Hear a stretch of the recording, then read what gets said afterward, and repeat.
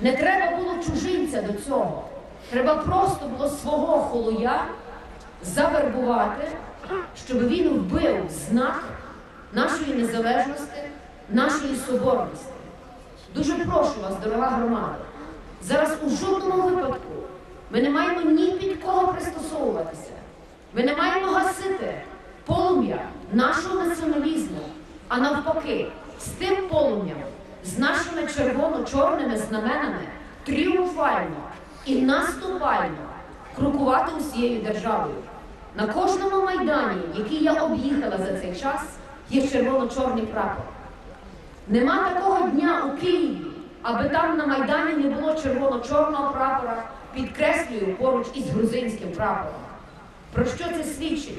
Це свідчить, що ми реально з вами за тих 20 років кардинально змінили суспільну свідомість нашого краю. Ми народили націоналістичну Україну. І ніхто не здатен її у нас відняти. Ми ніколи не поступимося з нашого шляху. Хоч хто і що казатиме нас. Пес гавкає, а сонце світе. Пес гавкає, а караван йде.